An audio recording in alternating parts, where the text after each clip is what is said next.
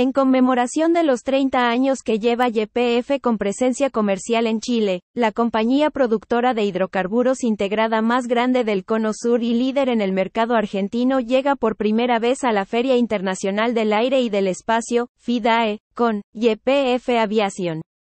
En conmemoración de los 30 años que lleva YPF con presencia comercial en Chile, la compañía productora de hidrocarburos integrada más grande del Cono Sur y líder en el mercado argentino llega por primera vez a la Feria Internacional del Aire y del Espacio, FIDAE, con YPF Aviation.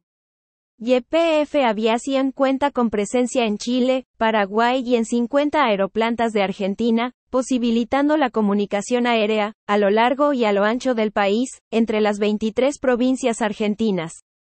Posee cobertura nacional de abastecimiento de aerocombustible de estándares internacionales, Jet A1 y Avcas, siendo proveedor de las principales líneas aéreas comerciales y de aviación general como aeroclubes, taxis aéreos, aviación privada y organismos públicos.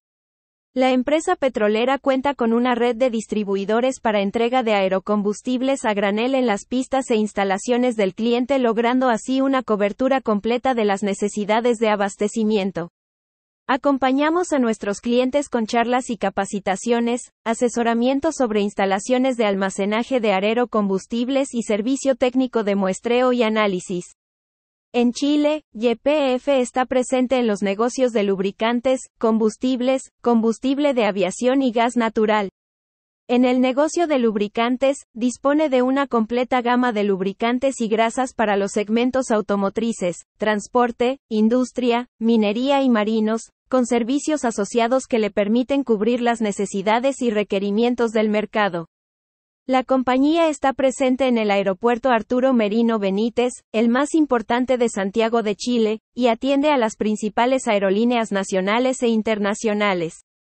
YPF, como parte de su estrategia de crecimiento, fortalece su oferta continuamente en Chile brindando cada vez más productos, trabajando en las líneas de químicos y combustibles para ofrecer una propuesta integral,